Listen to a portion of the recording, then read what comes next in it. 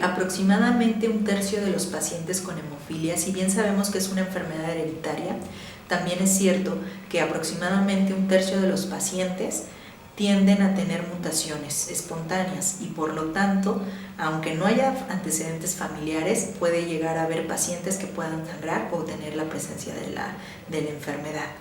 Entonces, en los recién nacidos, creo que lo primero sería la cuestión de cuando cae el cordón umbilical. Son pacientes o son bebés que sangran constantemente.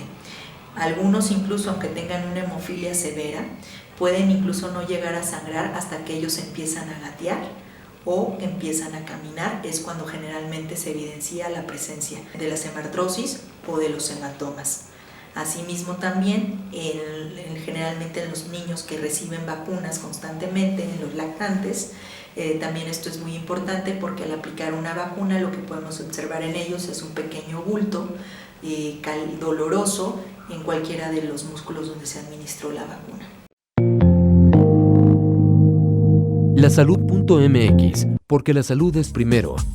Presenta la entrevista.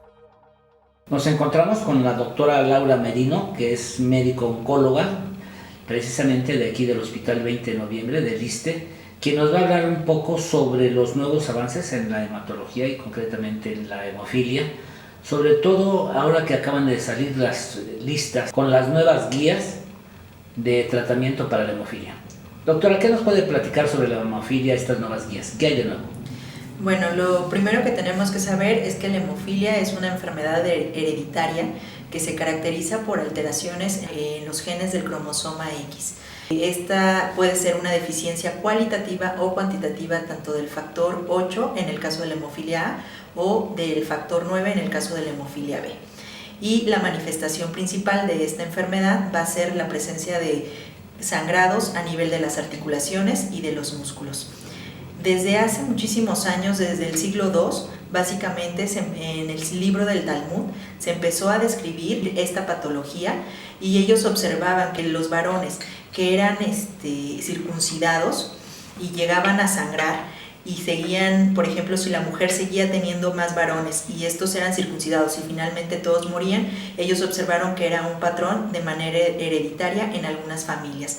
Posteriormente, ya en el siglo XII aproximadamente, el doctor Moisés Maimónides, él hizo que determinó o hizo una ley en la cual establecía que si la mujer ya había tenido antecedente de que sus varones al momento de ser circuncidados fallecían por un sangrado y volvía a tener nuevamente varones, estos debían de no ser circuncidados. De ahí se establecía o ya reconocían ellos un patrón hereditario de la enfermedad. A partir de ahí vienen varias investigaciones, pocos avances realmente, y es a partir de la Segunda Guerra Mundial cuando empiezan los avances principales en el desarrollo de los tratamientos para hemofilia, al observar o empezar a formar plasma mucho más reconstituido o evidenciar la presencia importante del plasma y no solamente de la sangre para transfusiones en estos pacientes que padecían de la hemofilia. Y es en 1960 la primera doctora, la doctora Nielsen, la que desarrolla la transfusión de plasma en los pacientes y ella observa que estos pacientes que tenían esta deficiencia hereditaria dejaban de sangrar. En los años 80, con el advenimiento de diferentes enfermedades infecciosas como hepatitis, VIH, SIDA, empiezan estos productos del plasma. Se observó que los pacientes que habían sido tratados con productos derivados del plasma eran muy propensos a tener estas enfermedades. Entonces, esto vino a opacar un poquito el desarrollo de los tratamientos en hemofilia.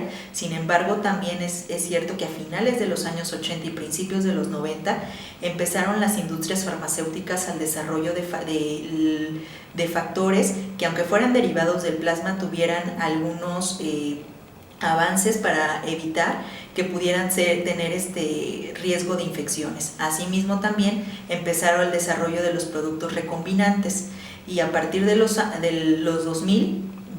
2000 aproximadamente ya básicamente se consolidan estos tratamientos con los factores tanto derivados plasmáticos como recombinantes y es a partir del año 2010 que nuevamente la hemofilia vuelve a tener un repunte en cuanto al inicio de los tratamientos, porque en esta época se empiezan a desarrollar terapias génicas, se empiezan a desarrollar tratamientos de no sustitución para la hemofilia, así como también factores tanto recombinantes como derivados plasmáticos de vida media prolongada. Y es a partir de ahí que empieza a haber un boom en el desarrollo de todo el tratamiento de la hemofilia. Actualmente se sabe que el tratamiento de la hemofilia tiene que ser en 100%, que es el gold estándar en el tratamiento, la profilaxis. Existen múltiples estudios que han demostrado que la profilaxis tiene mucho mejor eficacia para el tratamiento y evitar presencia de artropatías en estos pacientes, que es la principal complicación que llegan a tener una artropatía hemofílica, en donde básicamente los pacientes ya no pueden caminar. Entonces se ha visto que si los pacientes reciben tratamiento profiláctico, que esto puede ser de manera continua, a diferencia de los pacientes que la reciben a demanda, se ve que hay una disminución muy importante en el desarrollo tanto de sangrados como de artropatías. Y es por eso que en muchísimos países la profilaxis sigue siendo el gold estándar de tratamiento o el tratamiento de oro para los pacientes con hemofilia. Actualmente, con las guías que recientemente acaban de salir de la Federación Mundial de Hemofilia, se establece que efectivamente la profilaxis debe de ser el tratamiento obligatorio para todos estos pacientes. Sin embargo, ya también nos hablan de que la profilaxis puede ser por agentes hemostáticos, ya no solamente por factores tanto derivados plasmáticos como de recombinantes, sino que puede haber una gama de tratamientos que pueden darnos la opción para hacer un puente para la profilaxis. La profilaxis se divide en tres: profilaxis primaria, secundaria o terciaria.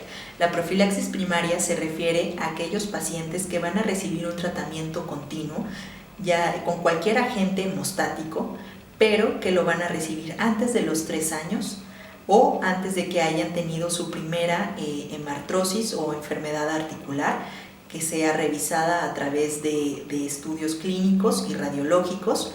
Y la profilaxis secundaria es en aquellos pacientes que ya tuvieron un sangrado pero que todavía no tienen una enfermedad de artropatía establecida o que tienen más de 3 años. Y la profilaxis terciaria, que es donde generalmente entra la mayoría de los pacientes adultos, es también donde reciben un tratamiento continuo con cualquier agente hemostático, pero que ya tuvieron o que ya tienen una enfermedad de artropatía ya establecida. Si bien sabemos que ya está bien demostrado que la profilaxis es el tratamiento estándar en estos pacientes con hemofilia, también es cierto que si nosotros catalogamos a los pacientes con una talla única, es decir, antes, cuando en un principio se inició el tratamiento de profilaxis, nuestro deber era llevar a los pacientes con hemofilia severa a una hemofilia moderada, es decir, subir el nivel del factor por arriba del 1%. Sin embargo, de acuerdo a lo que está establecido recientemente en las guías de la Federación Mundial de Hemofilia, se establece que incluso aquellos pacientes que tienen factor de 1 a 3% pueden llegar a tener sangrados. Por lo tanto, ya no es tan importante el que nosotros llevemos el factor arriba del 1%. Nosotros, ¿qué tendremos que hacer? Individualizar el tratamiento para cada uno de estos pacientes, es decir, tomar en cuenta también parte de la farmacocinética del paciente. ¿Esto a qué se refiere? Esto se refiere que el paciente tienes que individualizar si el paciente ya tiene una articulación diana, a qué edad inició el tratamiento, cuál fue el primer tratamiento que se le dio, la vida media que tiene ese factor en el organismo del paciente, así como también la actividad física que realiza y también, muy importante, el índice de recuperación del medicamento. Esto se refiere al índice de recuperación a la cantidad, al momento que tarda el medicamento después de que uno lo administra en llegar al 100% de su actividad. Entonces, si nosotros conjuntamos todo esto, básicamente estamos haciendo una farmacocinética guiada en base a las características de cada uno de ellos. Si tenemos un paciente que, por ejemplo, se dedica básicamente a estar en un escritorio, bueno, será un paciente que a lo mejor no gaste tanto factor. Sin embargo, un paciente que probablemente sea atleta, él va a requerir a lo mejor o mayor cantidad de factor, mayor dosificación en cuanto a los días o incluso puede ser que este paciente en su organismo le dure mucho más cantidad del factor y por lo tanto no sea necesario tantas administraciones. Entonces, esto es muy importante porque ahora son las recomendaciones. Si bien la Federación Mundial de Hemofilia nos da apertura para que nosotros podamos administrar cualquier agente hemostático de acuerdo a las condiciones en las que cada uno estamos en nuestro hospital, pero que no puedes dejar al paciente sin profilaxis. Y en base a esto, también tomar en cuenta todos estos factores que pueden ayudar a nosotros establecer una farmacocinética mucho más establecida para cada uno de ellos. Ya, de ahí la importancia de personalizar las dosis con base en la farmacocinética, ¿no, doctora? Así es.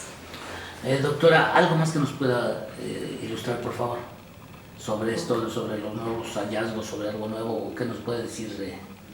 Existen ahorita nuevos tratamientos de las terapias de no reemplazo. La terapia génica también es dentro de las principales, sin embargo todavía esas están en desarrollo. Sin embargo, ahorita lo que ya podemos estar utilizando aquí en el país son estas terapias de no reemplazo.